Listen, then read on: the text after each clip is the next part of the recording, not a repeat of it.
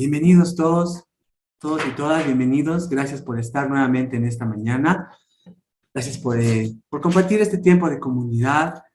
Estamos estudiando, vamos a estudiar el Nuevo Testamento todo este año. Es una guía que hemos sentido de parte del Señor, muy clara. Ahora estamos con el libro de Primera Corintios. Vamos a orar. Padre, gracias por este tiempo. Gracias por esta mañana, Señor. Gracias por tu bondad, por tu fidelidad cada día, en todo lo que vivimos, todo lo que nos rodea, Señor, en todo lo que somos y hacemos, Señor, vemos siempre tu mano, vemos siempre tu corazón fiel, vemos siempre tu bondad, Señor, tus propósitos eternos. Y por eso nuestro corazón se alegra, Señor, cuando nos acercamos a ti, cuando nos acercamos, Señor, a tu presencia, a tu palabra, que es tu voz viva. Nos acercamos a ti, Señor, con anhelo, con hambre y sed. Y en esta hora yo oro, Señor, que me abraces con tu gracia. Me ayudes, Señor, a poder ser un canal claro, Señor, para poder compartir esto, Señor, que me has bendecido, Señor, que pueda preparar. Gracias, Señor, eres bueno. Te bendecimos, Señor. Amén. Amén. Bueno, muy bien. Vamos a continuar entonces con el capítulo 2 de Primera de Corintios. Voy a quitar el YouTube, ya. Bueno, la semana pasada entonces Carito comenzó con el capítulo 1 de la epístola a los Corintios, de la primera carta, la Primera de Corintios, capítulo 1. Entonces, bueno, básicamente yo solo quería comenzar recordando algunos aspectos quizás del contexto de esta carta, pero que va a ser muy interesante poder recordar y además tener presente porque nos vamos a identificar. Nos vamos a identificar y nos vamos a dar cuenta que lo que esta iglesia de Corinto vivió tiene aspectos que son muy similares a lo que nosotros vivimos también en nuestros días. Vivimos en nuestro tiempo. La palabra de Dios dice es viva y eficaz y realmente es oportuna y siempre presente para todo lo que vivimos. Entonces, recordemos que este libro básicamente nos va a transportar a un tiempo del pasado, pero con el cual nos podemos identificar hoy, en el presente. Vamos a ver que Corinto era una ciudad de recreo, era conocida como la capital del placer. Era conocida como la capital del placer de todo el Imperio Romano. Ahora, yo veo aquí una característica muy notoria y muy actual para nuestros días. Hay una corriente que se llama el hedonismo. Y el hedonismo básicamente es la doctrina que considera como la meta, el fin o el objetivo de la vida, la finalidad de la vida humana es la búsqueda del placer, el gozo en todo sentido, o sea, con todos nuestros sentidos. Creo que es una característica que el ser humano tiene y que no ha cambiado, sino más bien podemos decir se ha incrementado. Entonces, este era el contexto de la iglesia. Estaban rodeadas totalmente de esta cultura, de esta filosofía, de esta práctica, de esta vivencia de la ciudad, de la comunidad. Y esto, de alguna manera, influenciaba también a la iglesia, influenciaba las prácticas de la iglesia. Corinto era una ciudad hermosa, era una ciudad próspera, era una ciudad por la cual había mucha prosperidad económica, pero dos características principalmente sobresalen. Uno, esta búsqueda del placer que ya hemos mencionado, pero lo segundo era la búsqueda del conocimiento de la filosofía o de la sabiduría humana. Entonces, ambas cosas eran las características más sobresalientes del entorno de esta ciudad y esto influenciaba a la iglesia. Esto influenciaba el caminar de la iglesia. Y nosotros también hoy vemos que vivimos en la era de la información, en la era del acceso a la información, donde podemos tener lectura, oído o conocimiento de todo lo que queramos conocer. El conocimiento ya no nos está velado, ¿no? Entonces, estas eran dos cosas que afectaban el alma, el corazón, el pensamiento y por lo tanto la manera de vivir de las personas. Ahora, la iglesia no estaba exenta de esta influencia. Y por eso el apóstol tiene que hablarles de una manera clara, directa y frontal en cómo ellos podían responder frente a toda esta influencia, lo que esto estaba trayendo en la vida de la iglesia. De qué manera la iglesia se estaba desviando de lo que debía ser su camino recto, por esta influencia alrededor de ella. Entonces, básicamente, al hablar de este anhelo, digamos, de querer abrazar el conocimiento y la sabiduría humana de la filosofía, o como Pablo bien diría en el capítulo 1, la sabiduría de las palabras, estamos hablando de un humanismo. Y el humanismo básicamente es poner al hombre en el centro. El humanismo es cuando el ser humano ha desplazado a Dios y está en el centro. Entonces, estamos rodeados de una cultura completamente humanista, hedonista, y que está afectando a la iglesia. Entonces, ese es básicamente el contexto de la iglesia en la ciudad de Corinto, y a la cual Pablo está escribiendo esta carta. Estas son dos fuerzas muy fuertes, muy fuertes, dos corrientes con mucha fuerza, en la cual muchos creyentes se deslizaban. Entonces, creo que es importante por eso que también a nosotros nos hable hoy en día este mensaje. Que nosotros también podamos escudriñar y abrazar estas palabras de exhortación. ¿Para qué? Para que no seamos desviados, para que no seamos llevados, para que no deslicemos nosotros también nuestro pie. Ahora, vamos a ver también que el intelectualismo y el sensualismo eran esas corrientes que predominaban. Y básicamente, como un ejemplo, no sé si lo mencionó Carito, pero por ejemplo, en esta ciudad tenían un templo de adoración a Afrodita, y esto básicamente era adorar el sexo, ¿no? Entonces había una hipersexualización de la cultura. Y creo que nosotros también podemos hablar de esto hoy en día, a través de las redes sociales, a través de los medios de comunicación, a través de la música. Es un bombardeo mediático que quiere despertar esto y además lo quiere desviar del sentido original en que Dios lo creó, ¿no? Entonces, creo que también es algo muy interesante en lo que nosotros podemos meditar, porque en ese tiempo adoraban a Afrodita, y Afrodita era la diosa del sexo. Y no estamos exentos nosotros de poder decir en nuestros días o en nuestra propia vida que también nosotros, en alguna forma, tenemos también una inclinación hacia esto. Creo que, bueno, el Señor nos hable, el Señor nos ayude y el Señor nos lleve a la luz para que podamos también identificar todo lo que en nuestra vida puede estar operando. Hay un libro que creo que ha salido recientemente de un hermano que nosotros conocemos y amamos, que nos ha visitado en Bolivia. Es un libro que habla justamente de la gran batalla contra la pornografía. Es unos pocos libros que se han escrito en ese sentido y que con toda claridad te dicen, cuando tú das lugar a esto en tu vida, tú estás adorando el sexo y no estás adorando a Dios. Y puede ser muy sutil o puede ser muy frontal, pero en ambas formas es muy real, ¿no? Entonces, que el Señor realmente nos ayude a que podamos ser escudriñados en su luz. Recordemos que su palabra es la que nos escudriña a nosotros, pero para enderezar nuestro camino. Y eso es lo que Pablo estaba haciendo. Él estaba identificando el problema que tenía la iglesia, pero luego les va a dar las pautas con las cuales el Señor quiere llevar a la iglesia nuevamente a la rectitud, al alineamiento.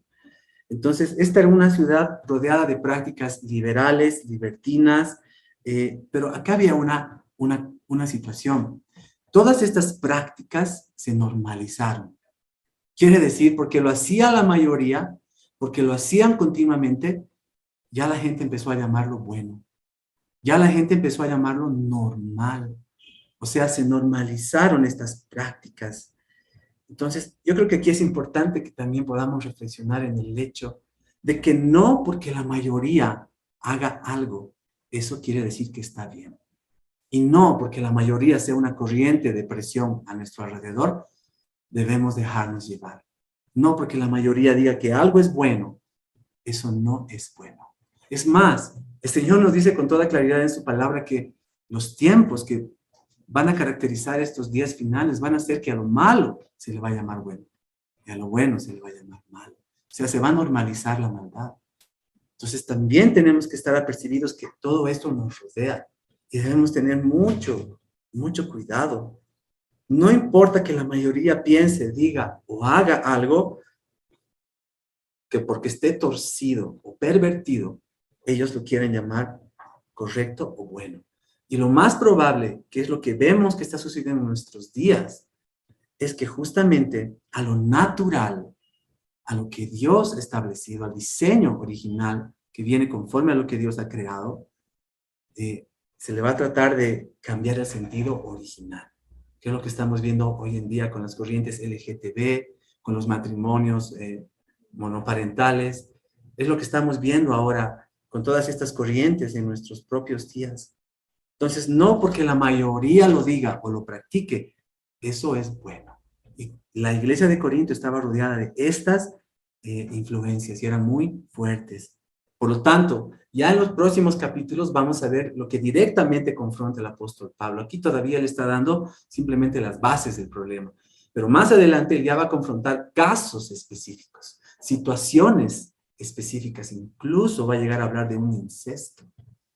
Y eso es una muestra de lo que estaba sucediendo en la iglesia raíz de estas corrientes e influencias. Entonces el Señor prácticamente nos está diciendo, ok, presten atención, porque esto es real. Tu corazón puede ser desviado. Tu corazón puede deslizarse. Mire que el que cree que está firme no caiga.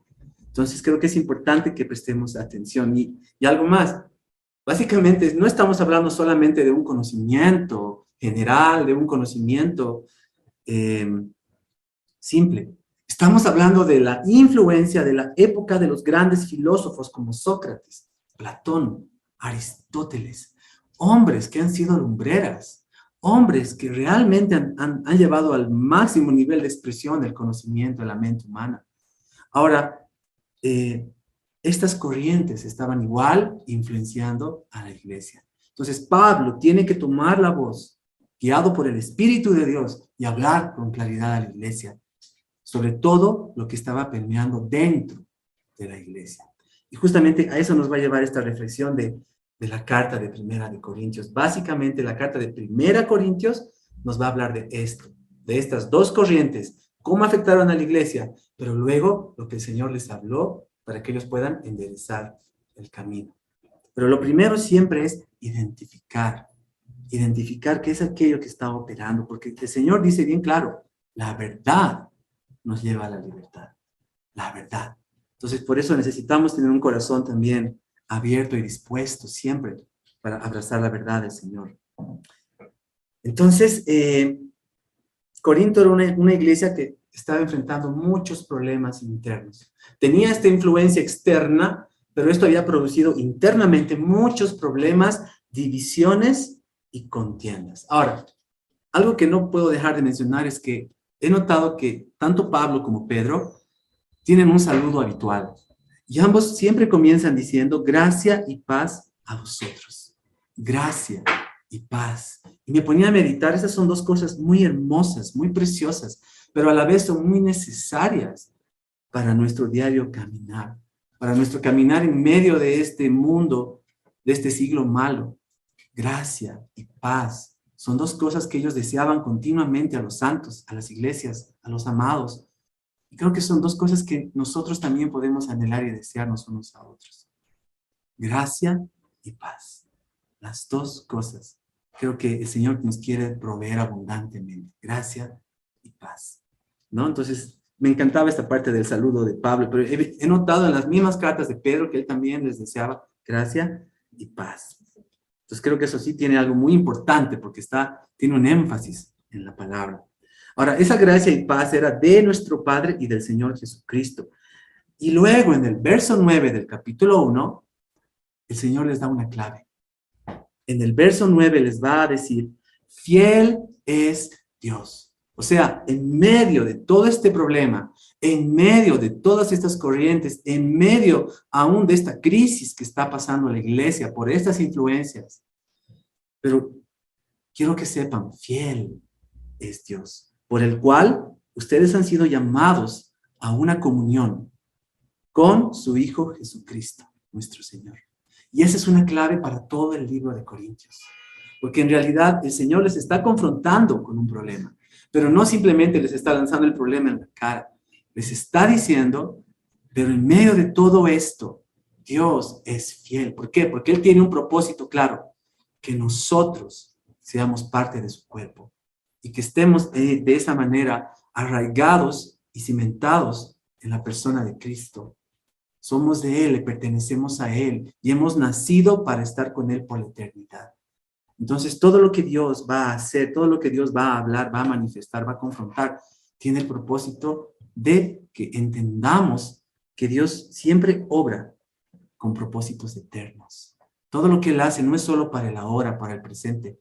Todo lo que Él hace en nuestra vida apunta a la eternidad. Tenemos que ser una generación arraigada en lo eterno. Y creo que esa perspectiva nos va a ayudar a que no nos quedemos simplemente mirando aquí o dejando que las cosas nos sucedan, nos influencien aquí. Tenemos que ser como los que miran hacia lo eterno. Y eso siempre nos va a animar, nos va a impulsar a ir más allá. Entonces Pablo les va a decir, Dios es fiel. Y creo que esa es una voz de esperanza en medio de todo el problema que Pablo estaba enfrentando, ¿no? Con toda vehemencia, claridad y verdad. Entonces, toda nuestra vida tiene que girar en torno a Yeshua.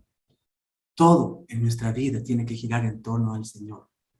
Por eso Él decía, no pierdan la perspectiva de que ustedes han nacido, ¿para qué? Para la comunión con el Hijo de Dios. Son de Él, le pertenecen a Él, están en Él y han sido llamados para la eternidad en Él. No solo para este presente siglo malo, que yo sé que es complicado, que yo sé que no es fácil, que yo sé que es duro, que yo sé que muchas temporadas van a doler, que yo sé que muchas veces necesitamos ser podados, muchas veces necesitamos el fuego que purifica. Pero ¿saben qué? Todo esto es temporal, decía Pablo, pero va a tener un eterno peso de gloria. Y esa gloria es estar con Él, ser de Él y estar con Él por siempre. Así que esto es hermoso. Les estaba diciendo, no dejen de mirar al Señor en medio de esto. Él es nuestro Señor y Rey. Él es nuestro Salvador y Redentor. Él es nuestro amado y novio.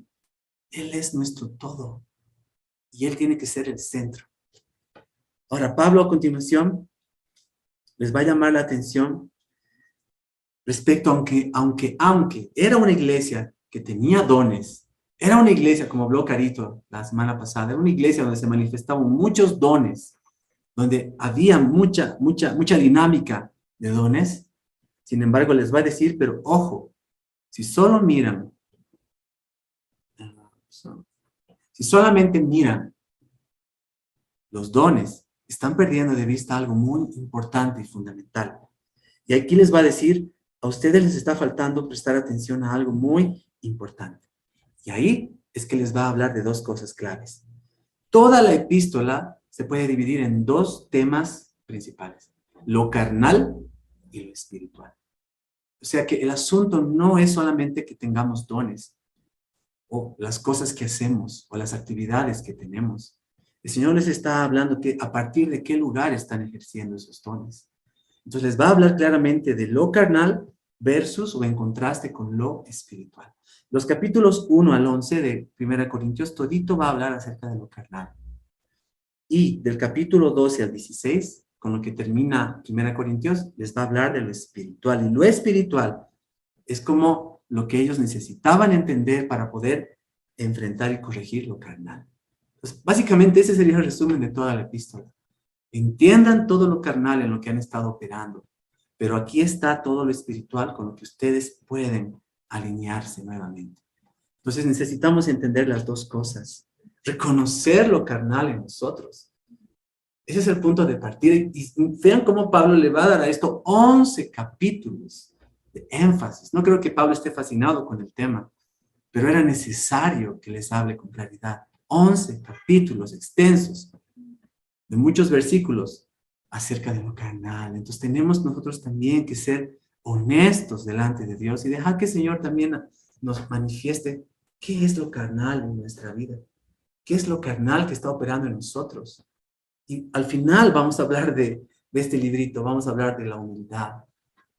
Y necesitamos esa actitud delante de Dios para reconocer que siempre debemos ser examinados por su mirada, por su luz, por sus palabras. Entonces, les va a hablar de lo carnal, 11 capítulos, y luego los últimos 5 capítulos les va a hablar de lo espiritual. Ahora, nuestra vida depende de la voz y guía de Dios. Nuestra vida no ha sido llamada a ser independiente. No hemos sido llamados a ser ajenos, como decía Pablo. No hemos llamado a estar distanciados. Dios nos ha llamado a una comunión, a un caminar, a una cercanía. Y esto tiene todo que ver con afinar el oído para escuchar la voz y la guía y la dirección de Dios. Todo el tiempo, en todo en lo que estamos y hacemos. Meditemos esto. Jeremías 10, 23 al 24 dice: Conozco, oh Jehová, que el hombre no es señor de su camino. El hombre no es señor de su camino. Ni del hombre que camina es el ordenar sus pasos. O sea, no está en nosotros enderezar nuestro camino. No está en nosotros enderezar nuestros pasos. Jeremías 10, 23 al 24. Y miren lo que dice: Castígame, oh Jehová, mas con juicio, no con tu furor, para que no me aniquiles. Ahora, este solo verso nos está hablando en que Dios tiene un juicio para tratar con nuestra vida, pero va a tener un juicio para destruir al malvado.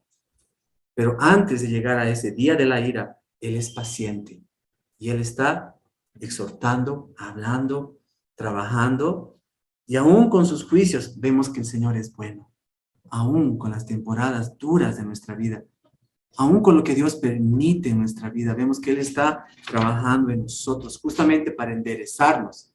Porque recuerden, no está en nosotros enderezar nuestro camino. Ahora sí, desde mañana voy a hacer las cosas bien. Qué lindo suena, pero no es real. No está en nosotros. Necesitamos el trato de Dios. Necesitamos que el Señor, como labrador, meta las manos. El labrador es eso, el que mete y trabaja con las manos en la tierra. Necesitamos que el Señor meta sus manos en la tierra de nuestro corazón, de nuestra vida. No está en nosotros. Proverbios 16:9 dice: el corazón del hombre piensa su camino, mas Jehová endereza sus pasos. Y les voy a dejar algunos pasajes en el texto para que lo lean después, pero dice Proverbios 3:6, ese es un pasaje que yo creo muchos conocen de memoria. Reconócelo en todos tus caminos, y Él enderezará tus sendas. La mente del hombre planea su camino, pero el Señor dirige sus pasos, dice Proverbios 16:9. Bueno, entonces hay otros pasajes más. Este me encanta, Isaías 26:7. Este más lo voy a leer. La senda del justo es recta. Tú eres recto, oh Dios. Endereza el camino del justo. Esa es una hermosa expresión de reconocimiento. Creo que podríamos hacer un coro de este pasaje para cantarle al Señor, reconociendo que solo Él puede enderezar nuestro camino. Y eso es lo que el Señor ahora está haciendo con Pablo para la iglesia de Corinto. Va a enderezar lo que está torcido. Ahora, esta carta es especialmente escrita para aquellos que vivían en medio de un entorno que los influenciaba, pero no eran conscientes de esa influencia. Entonces, Pablo les va a tener que hablar con claridad qué era lo que estaba operando. Ahora sí, voy a leer 1 Corintios, capítulo 2, que es cortito, así que lo voy a leer rápidamente. Así que, hermanos, cuando fui a vosotros para anunciaros el testimonio de Dios, no fui con excelencia de palabras o de sabiduría, pues me propuse no saber entre vosotros cosa alguna, sino a Jesucristo y a este crucificado.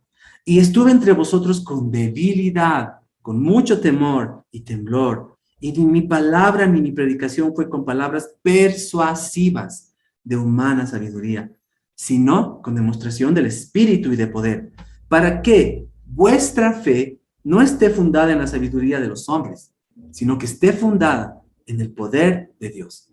Sin embargo, hablamos sabiduría entre los que han alcanzado madurez, y sabiduría, no de este siglo, ni de los príncipes de este siglo, o sea, de los hombres notables, que perece, mas hablamos sabiduría de Dios en misterio.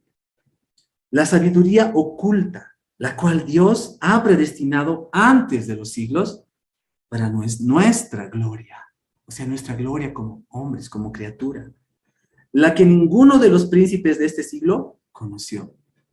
Porque si lo hubieran conocido, no habrían crucificado al Señor de gloria.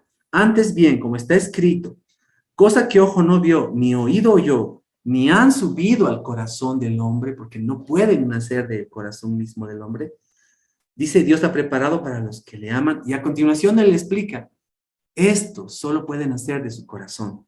Dios nos la reveló a nosotros por el Espíritu, porque el Espíritu todo lo escudriña, aún lo profundo de Dios. Porque ¿quién de los hombres sabe las cosas de él, del hombre mismo, sino el Espíritu del hombre que está en él?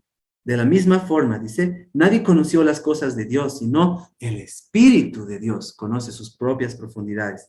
Y nosotros no hemos recibido el Espíritu del mundo, sino hemos recibido, parafraseo, el Espíritu que proviene de Dios. ¿Para qué? Para que sepamos lo que Dios nos ha concedido. El cual también dice, o por lo cual hablamos no con palabras de sabiduría humana, sino con las que enseña el Espíritu, como dando lo espiritual a lo espiritual. O sea, separemos lo carnal y entendamos lo que proviene de Dios, no de la carne, sino que proviene de Dios, lo espiritual. Y termina diciendo, el hombre natural, el hombre que es carne, no percibe las cosas que son del Espíritu de Dios, porque para él son locura, no las puede comprender. Y se han de discernir, dice, espiritualmente. En cambio, el espiritual juzga las cosas, pero él no es juzgado de nadie. Y recordemos que este juzgar las cosas no es extender el dedo y declarar a cada uno sus faltas. Juzgar es discernir, separar lo bueno de lo malo. Y dice, porque ¿quién conoció la mente del Señor? ¿Quién le va a instruir al Señor? Y aquí viene lo hermoso con lo que termina este capítulo. Nosotros tenemos la mente de Cristo.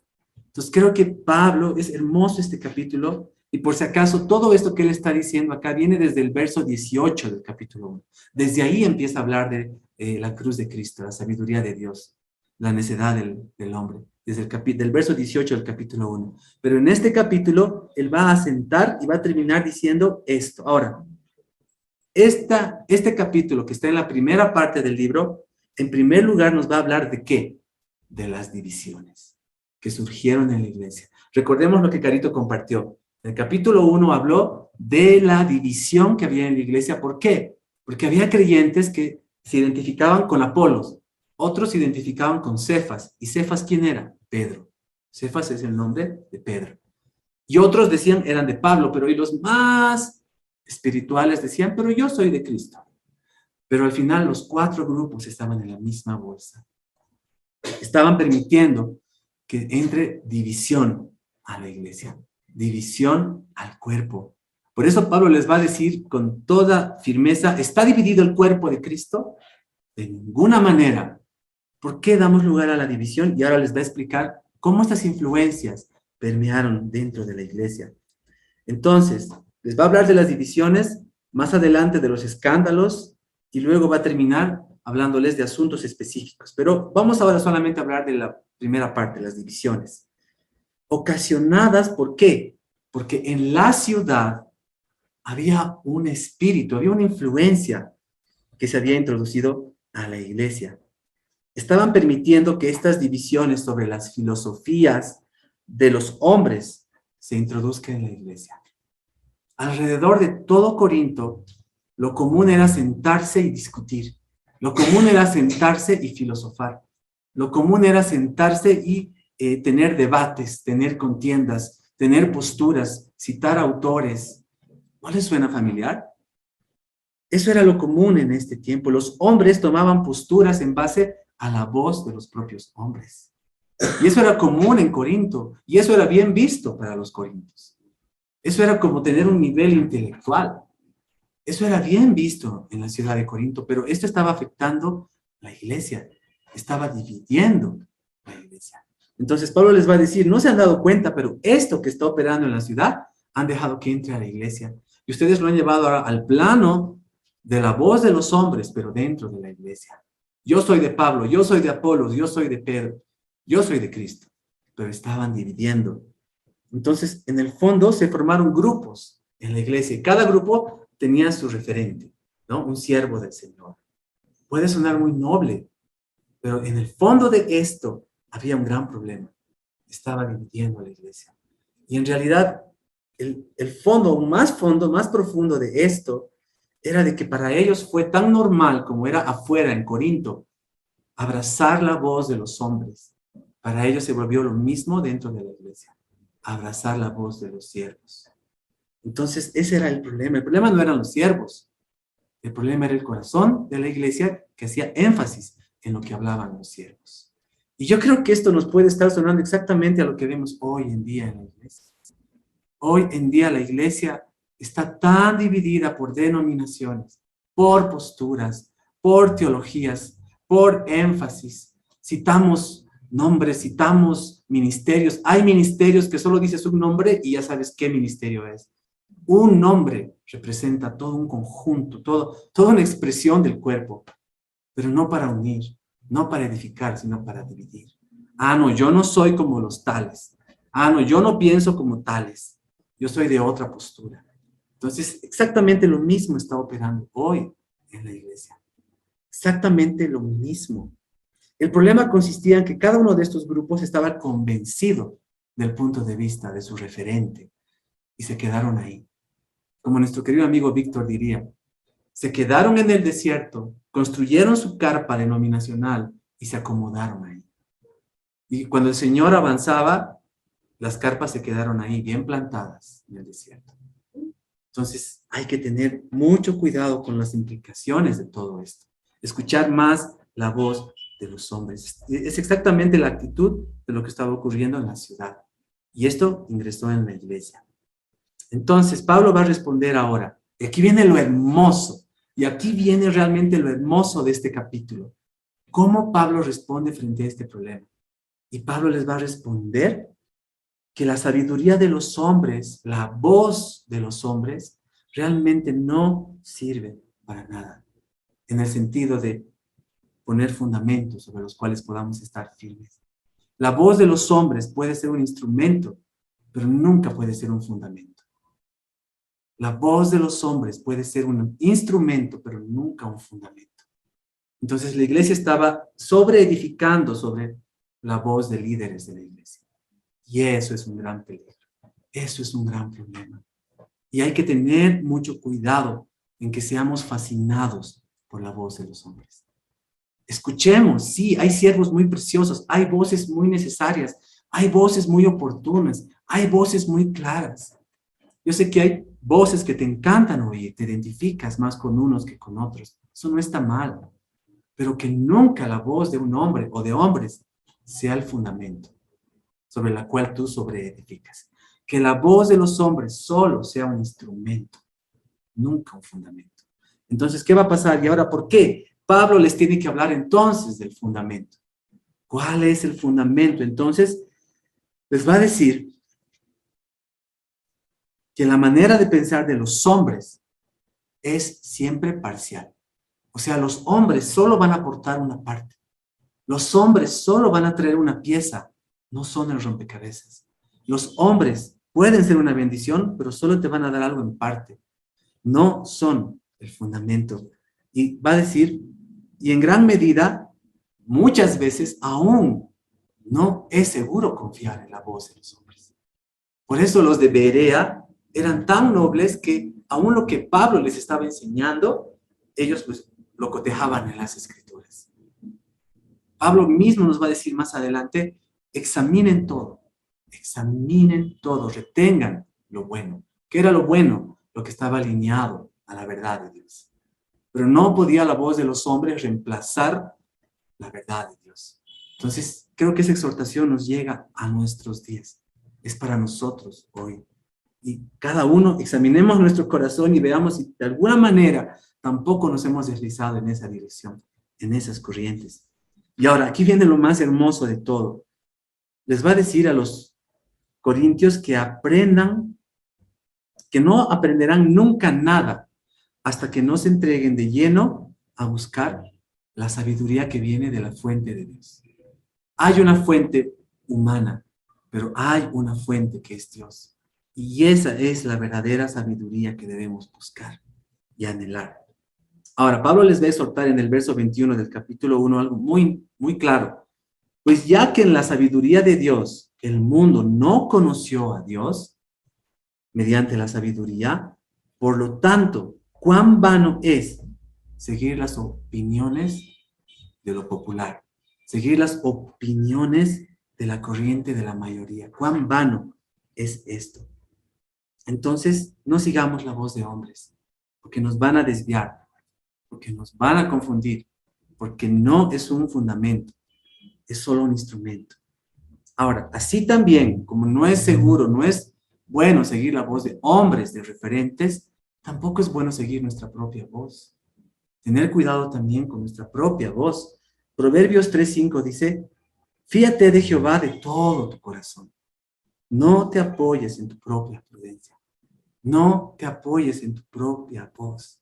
Y a veces caemos en el error de que nos encanta escuchar nuestra propia voz. Y yo personalmente sé que soy una de esas personas.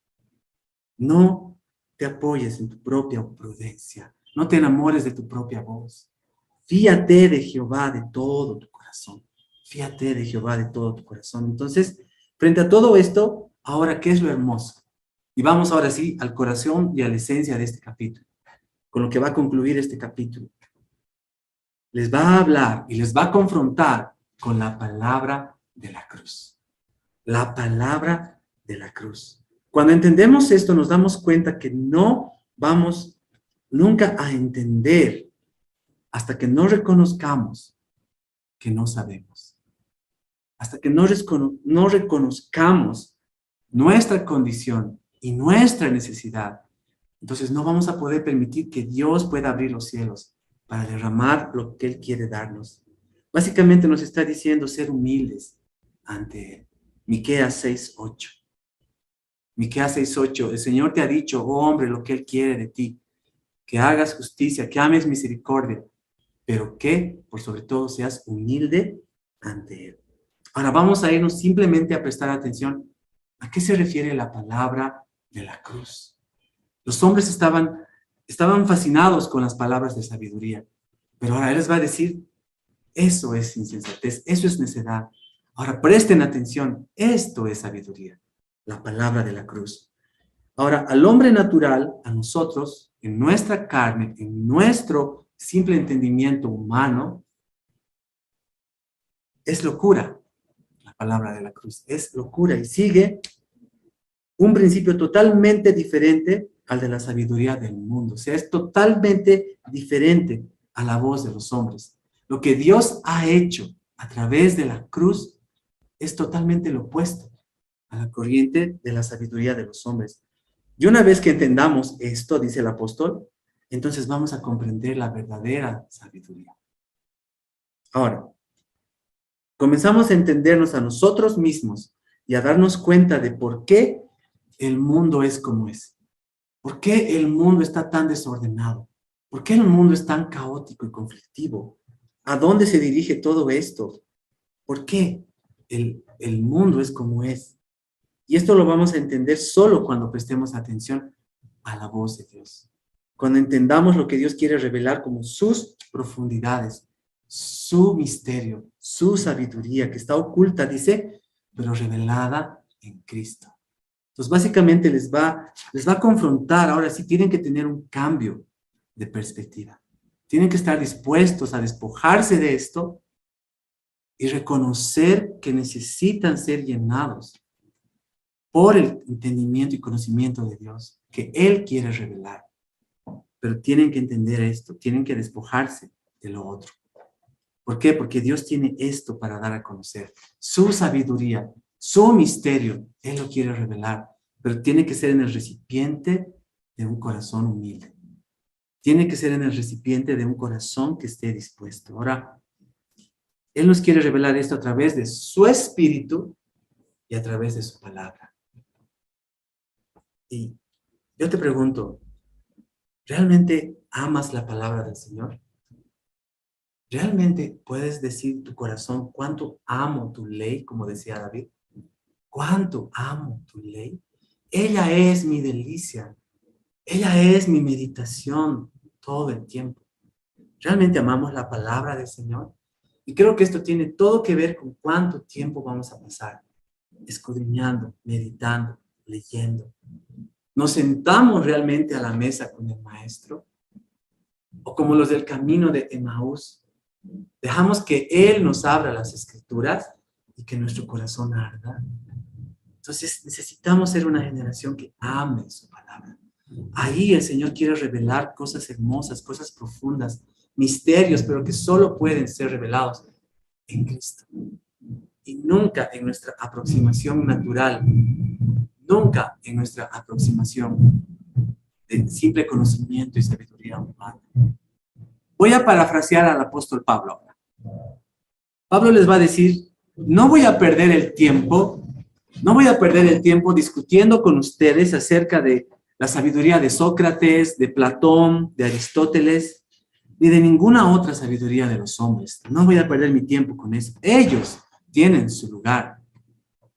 Pero cuando se trata de entender realmente la esencia de la naturaleza humana, cuando realmente se va a tratar de entender nuestro corazón y nuestro ser como seres humanos, creados por Dios, pero en medio de un mundo caído y quebrantado, la sabiduría de los hombres jamás va a poder hablarnos de esto. La sabiduría humana es insuficiente. Nosotros necesitamos entender la sabiduría de Dios para comprender la realidad de nuestra naturaleza humana. Entonces, solo la sabiduría de Dios nos va a hablar de esto. Y esa es la sabiduría de las palabras de la cruz. Entonces, frente a todo este intelectualismo, frente a todo esto que estaba rodeando a la iglesia en Corinto, Pablo les va a dar la más poderosa de las respuestas y le va a dar la más grande de las claves. Esa clave básicamente se encuentra en Proverbios 9:10.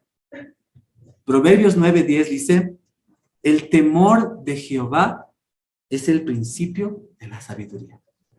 El tener un corazón que teme a Dios es la clave para poder abrazar la revelación del cielo que nos va a traer sabiduría al corazón. El temor de Dios. Y el temor de Dios no es el miedo a Dios. El temor de Dios no es tener miedo a Dios. Recordemos que el Señor va a decir que su perfecto amor echa fuera el temor, o sea, el miedo. ¿Por qué? Porque el miedo conlleva castigo. Y el que teme, o sea, el que tiene miedo, no ha sido perfeccionado en el amor. Es un pasaje muy común, muy conocido, que Pablo va a hablar más adelante. Entonces, ¿saben qué? Nuestras versiones actuales de la Biblia, que están traducidas al español, en el mismo lenguaje del español, no nos van a proveer profundidad, no nos van a proveer esa riqueza del lenguaje, ni de lo expresado en las escrituras, como sí en su término original. Y hay muchos libros de la Biblia que han sido traducidos del hebreo al griego y del griego al español. Y en esa transición se ha perdido muchas veces la riqueza de los términos. Por eso a nosotros nos va a sonar temor a lo mismo, ¿no? Temor, tener temor de Dios, pero el temor de Dios es echado fuera por el amor. El que teme es por el miedo al castigo. Entonces, temor nos va a sonar a una sola palabra. Y por eso cuando escudriñemos la palabra, yo les animo que tengamos herramientas como por ejemplo la concordancia Strong, que nos va a hablar de los términos originales en el griego y la connotación o la riqueza más profunda del término, ¿no? Entonces, si todo lo leemos solo en español, vamos a perder un poquito esa riqueza de lo que se quiso expresar originalmente en la escritura. Entonces, el término temor aquí nos puede sonar a lo mismo, pero no lo es. Ahora, básicamente, el tener temor de Jehová es el inclinar nuestro corazón a Él. Tener temor de Dios es el prestarle atención, prestarle oído. Es exactamente lo opuesto de lo que hace el necio. El necio, dice la Biblia, dice en su corazón, no hay Dios. O sea, el necio es el que ignora a Dios. El necio es el que se aleja voluntariamente, intencionalmente de Dios. El que no toma en cuenta a Dios es el necio. Pero el sabio, que es lo opuesto del necio, es el que se inclina hacia Dios, el que se acerca a Dios, el que presta oído a la voz de Dios. Ese es el sabio. Entonces, básicamente eso nos dice Proverbios 9:10. Temer a Dios es inclinarte a Él, buscarlo. Por lo tanto, ¿cuál va a ser el fruto de esto? Vas a poder recibir la sabiduría del cielo. Ahora, la palabra de Dios, quiero hacer un paréntesis y una aclaración. La palabra de Dios no nos está diciendo de ninguna manera que es inútil el que crezcamos en conocimiento y entendimiento de las cosas. Eso no es malo, eso no es pecado en sí mismo. Dios nos ha dado una capacidad de poder aprender las cosas. Dios nos ha dado una inquietud por el conocimiento, innato en el hombre. El querer conocer, el querer descubrir, el querer aprender, no es algo malo, eso refleja la esencia que Dios nos ha dado a su imagen y semejanza. No es malo en sí el conocimiento como tal. De hecho, Dios nos ha dado esa capacidad de aprender y desarrollar. Pero lo que debemos cuidar es que no sea sobre el fundamento simplemente de un conocimiento humano. Y ignorando la base de lo que Dios nos habla acerca de cómo somos, nuestra esencia humana. Y cómo esto necesita solo a partir de la cruz y de la obra de Cristo ser redimido. Ser redimido.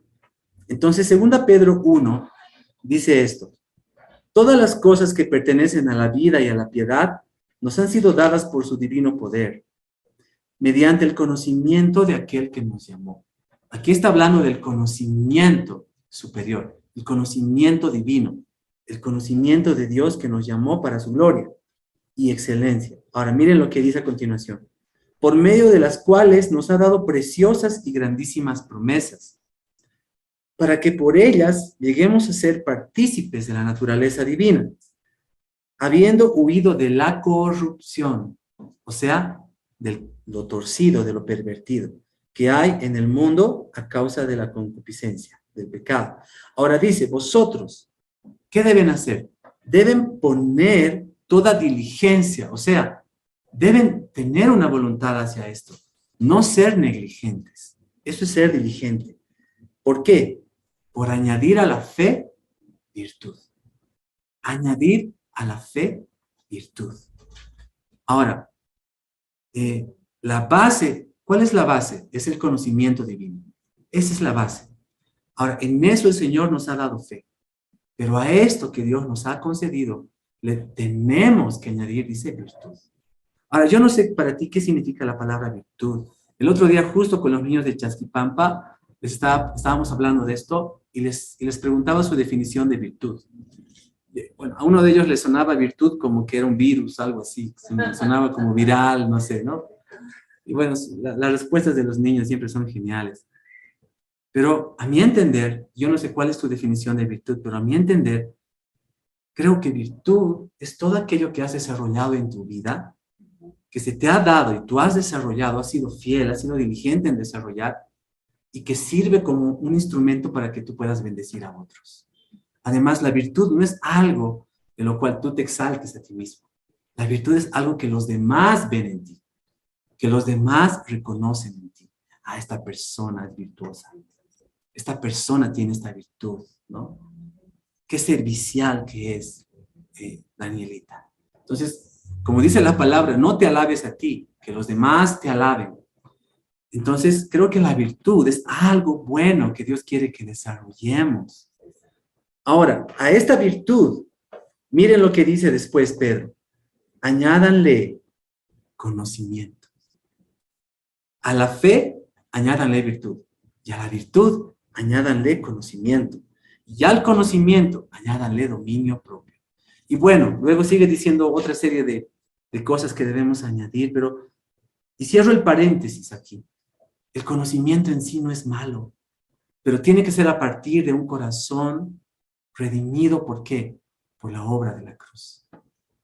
Entonces, ¿cuál es el fundamento sobre el cual estamos edificando? Y de esto, estoy haciendo spoiler, habla el siguiente capítulo, el capítulo 3. El capítulo 3 va a hablar de los fundamentos sobre los cuales edificamos nuestra vida. Porque nuestra vida está edificada en el fundamento que es Cristo.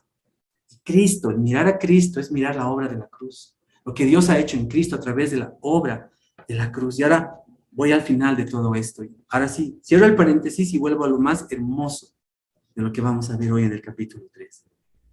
Pablo va a exponer que la verdadera razón por la que se produjo esta división en la iglesia no era en sí lo que ellos creían que era, o las diferencias de los puntos de vista respecto a los temas, digamos, doctrinales. El problema era la carnalidad. Era ese amor, el deseo que tenía una raíz, el orgullo. El orgullo era la raíz del problema. ¿Por qué? Porque les gustaba esta idea del conocer, les gustaba esta idea del reconocimiento, les gustaba esta idea quizás aún de tener seguidores, les gustaba esta idea. Y la raíz de esto es el orgullo. Entonces, mientras nosotros tengamos esa actitud, y Pablo les decía algo luego más adelante, ustedes van a continuar siendo inmaduros, no van a madurar, no van a crecer. En la medida que ustedes, aunque tengan dones y talentos abundantes, porque sobreabundaban, dice los dones en la iglesia de Corinto, aunque ustedes tengan dones y talentos, ustedes no van a madurar. ¿Por qué? Porque el problema está en la raíz. ¿Cuál es la raíz? Orgullo. Y por eso que es importante, al final les voy a leer una frase, una porción de este librito, La humildad, de Andrew Murray. Entonces el problema de la raíz era el orgullo.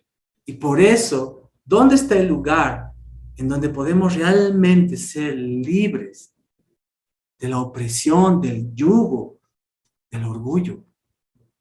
La obra de la cruz. La obra de la cruz. Mirar al que fue crucificado. No sigue crucificado, por supuesto que no.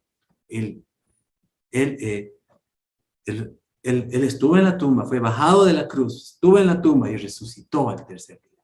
Está sentado a la diestra del Padre. Él no está en la cruz.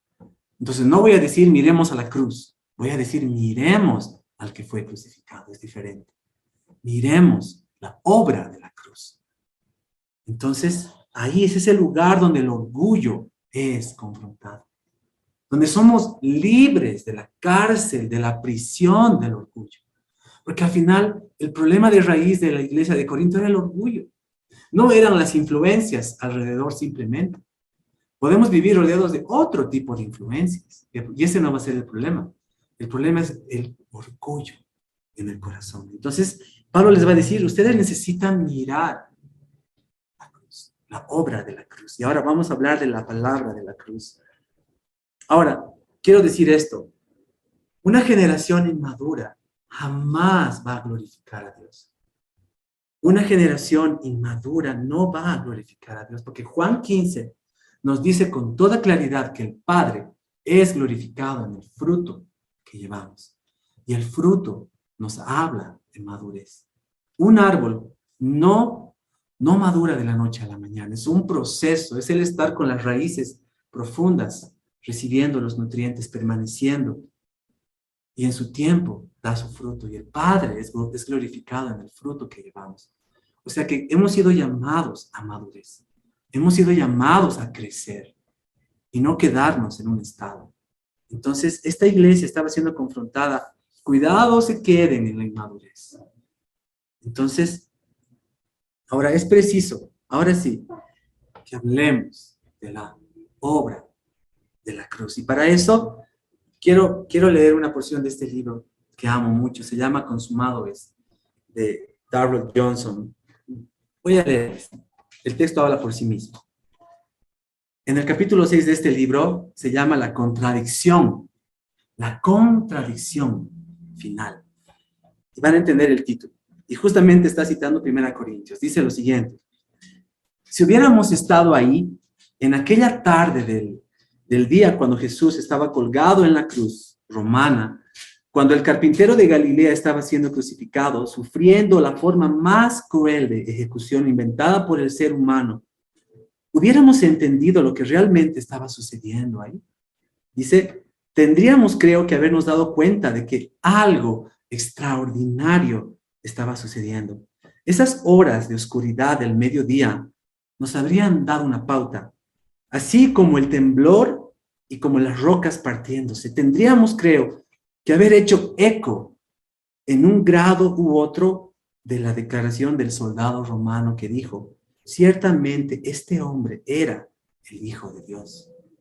Tendríamos que habernos dado cuenta de que este hombre no era un hombre ordinario y que esta muerte no fue una muerte cualquiera.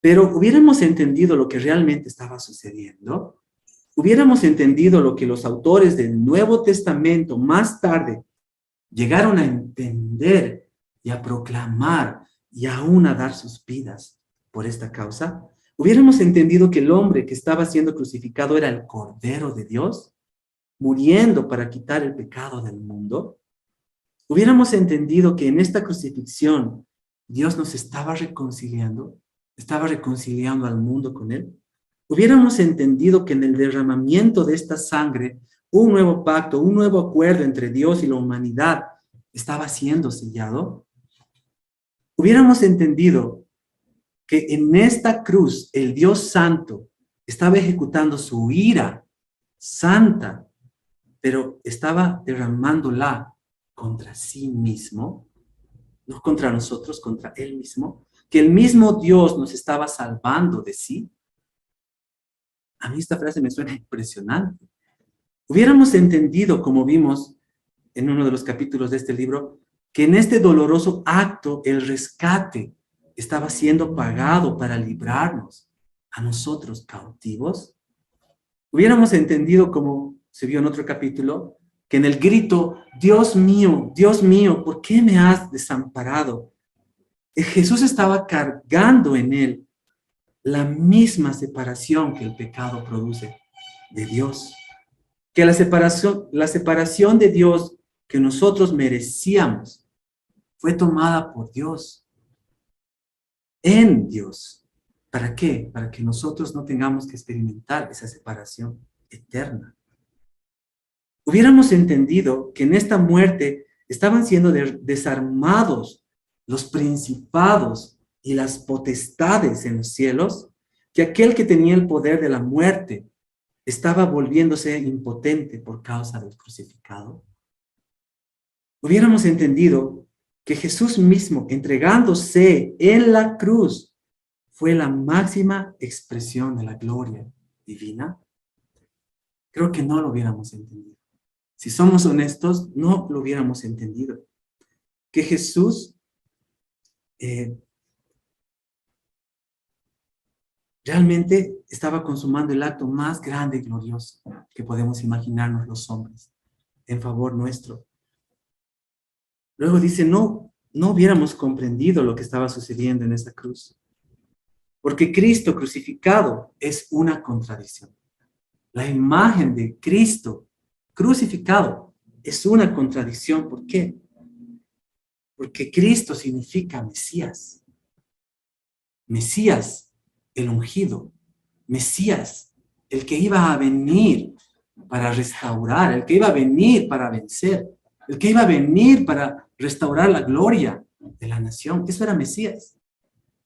Pero Mesías crucificado, o sea, derrotado.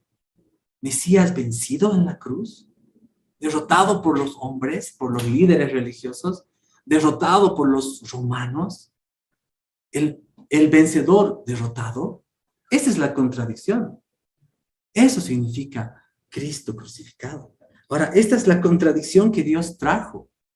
Esta es la hermosa contradicción que Dios ha manifestado. Y por eso el Señor dice más adelante, la salvación no va a ser simplemente por las obras o por por la vana palabrería de los hombres, va a ser por la crucifixión, va a ser por el mensaje de la crucifixión, va a ser por el mensaje de la cruz, del mensaje de esta contradicción.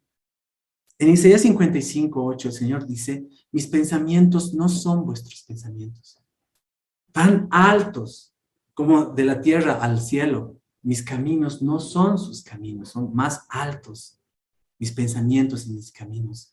Entonces, y esto es lo hermoso, para los gentiles era locura la cruz, para los judíos era tropiezo la obra de la cruz. Para la mente religiosa, esto era completamente un tropiezo. Y para la mente carnal, esto era un absurdo, la obra de la cruz.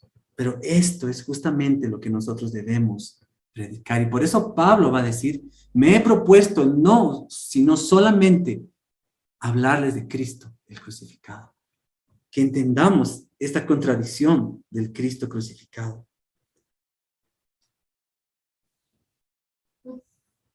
Ahora, quiero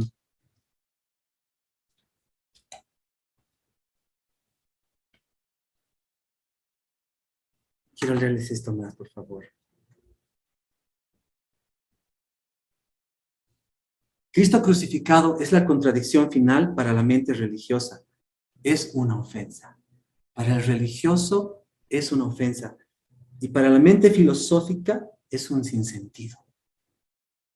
Pero para aquellos que somos llamados, ya seamos judíos o seamos griegos, dice, Cristo crucificado es poder de Dios.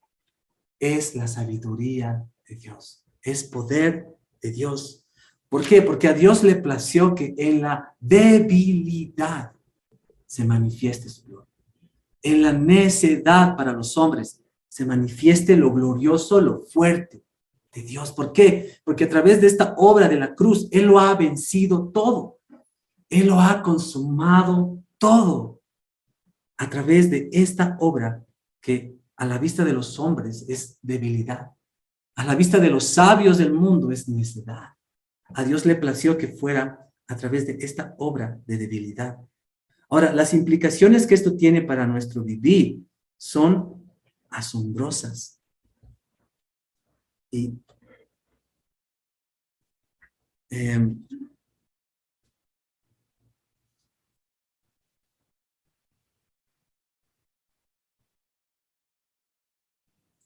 nadie va a poder un día estar delante de Dios.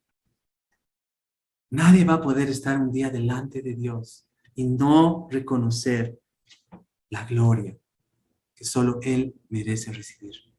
No hay hombre, no hay ser humano que un día pueda estar delante de Dios, tener un mínimo, una pizca de gloria personal y de reconocimiento. No hay manera, no hay forma. Por eso es necesario mirar esta obra de la cruz. Quiero terminar simplemente recalcando esto. Si el gran problema de la iglesia tuvo su raíz en el orgullo, lo que nosotros necesitamos abrazar es la humildad. Lo que nosotros necesitamos abrazar es la humildad y contemplar la obra de la cruz. No puede más que llevarnos a la humildad. No puede más que llevarnos a la humildad. Es por el mensaje. Es un versículo que ha puesto. Sí, es un verso. Sí. Entonces, quiero concluir leyéndoles lo que dice este libro de Andrew Murray. Es un pequeño folleto, ni siquiera es un libro. Es un folletito que se llama La Humildad, que si pueden conseguirlo se los recomiendo mucho. Para mí es un libro de cabecera, amo mucho, necesito mucho este libro. Y dice esto, miren, acerca de la humildad. Dice, la humildad, la gloria de las criaturas. Cuando Dios creó el universo, fue con un objetivo, hacer a las criaturas partícipes de su perfección y bienaventuranza, mostrar en ello la gloria de su amor, sabiduría y poder. Ahora, Dios quiso revelarse a sí mismo en las criaturas y por medio de ellas comunicándoles tanta gloria y bondad como ellas fueran capaces de recibir. Pero esta comunicación no era un dar a la criatura algo que pudiera poseer por sí mismo. No era cada uno la fuente de esto. Era una especie de vida o bondad que intrínsecamente le perteneciera a su cargo y disposición en absoluto. Como Dios es un ser eterno, omnipresente y en perpetua actividad, que sostiene todas las cosas por la palabra de su poder, en el cual todas las cosas subsisten, la relación de la criatura con su creador ha de ser solo de dependencia. Ha de ser solo por estar conectados con la fuente. Y esta incesante, absoluta y universal dependencia. Esto quiere decir que de la misma manera que Dios, por su poder, creó el mundo, así también por el mismo poder, Dios debe mantener lo que creó en todo momento. No basta con que la criatura tenga que mirar su origen y el principio de su existencia y reconocer que todo lo que es se lo debe a Dios. Su principal cuidado, su virtud más alta como criatura, ahora y por la eternidad, es presentarse, presten atención a esto, presentarse a Dios como un recipiente vacío, presentarse a Dios como un vaso vacío. Les voy a mandar los datos, Carlita. Claro que sí. Presentarse a Dios como un vaso vacío en el cual Dios puede depositar y puede vaciar y puede llenar y puede manifestar su poder y su bondad. Así que la vida que Dios concede no es impartida, no una vez para siempre, sino en cada momento. O sea, progresivamente, continuamente, por medio de la incesante operación de su poder en el obrar de su espíritu. Por consiguiente, ahora presten atención a esto, la humildad es el lugar de completa dependencia de Dios. La humildad es el lugar de completa dependencia, es el primer deber. Y esto me encanta. Y es la más alta virtud de las criaturas. Es nuestra más alta virtud. Y es la raíz de todas las virtudes, por la misma naturaleza de las cosas.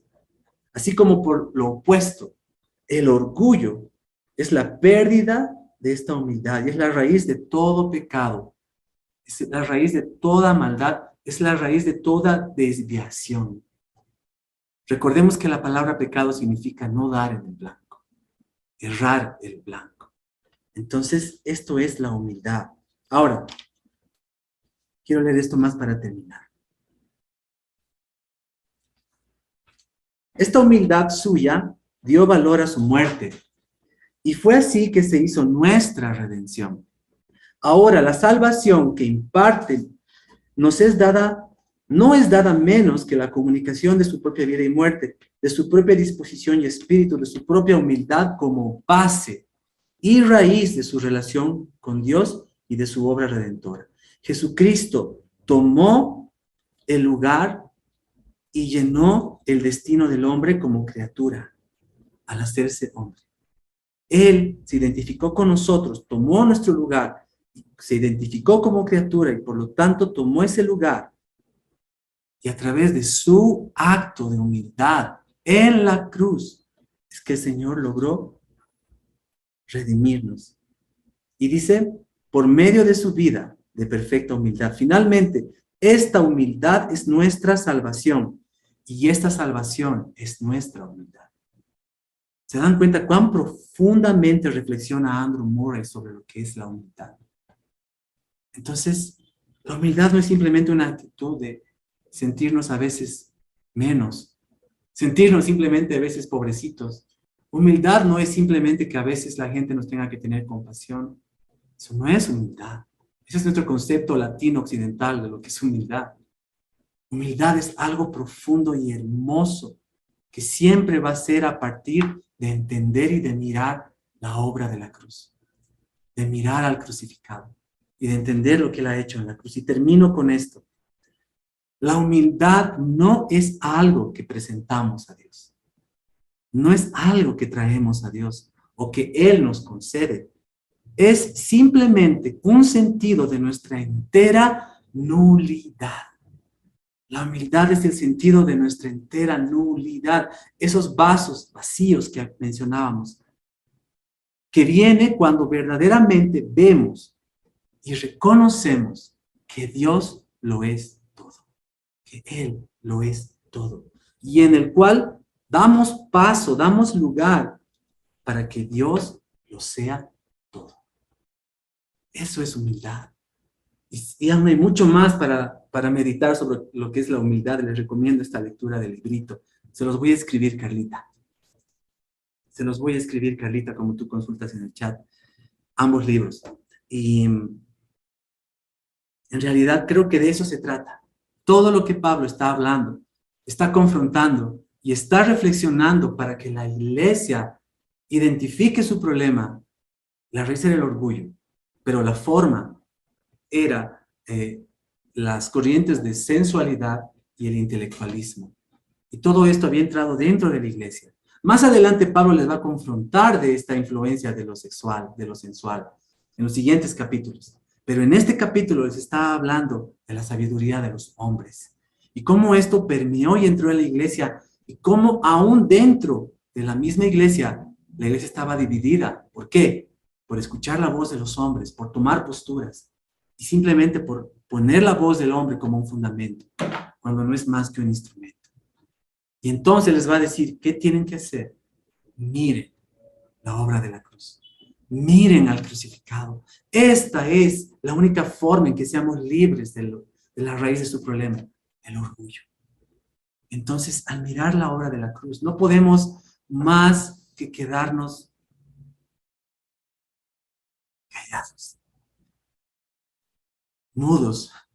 Al mirar la obra de la cruz, no podemos más que tener un reconocimiento de nuestra nada. Entonces damos paso, dice Andrew Murray, a que Dios lo sea todo. Y ese es el evangelio que debemos predicar. El evangelio no es ven y sálvate. El evangelio no es no te quemes en el infierno. Ese no es el evangelio. Se ha vuelto un evangelio, pero no es el evangelio. El evangelio no es ven y Dios te va a bendecir, ven y tú te lo mereces todo. Es totalmente lo opuesto.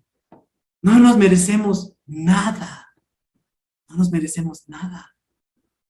Pero en nuestra nada, Dios nos concedió a Cristo.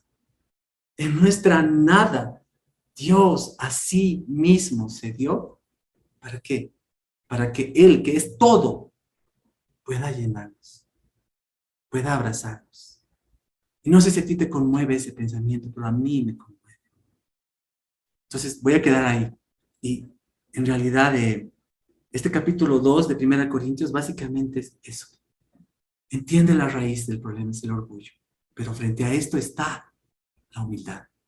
Y la humildad solo puede nacer al entender la obra de la cruz, mirar al crucificado.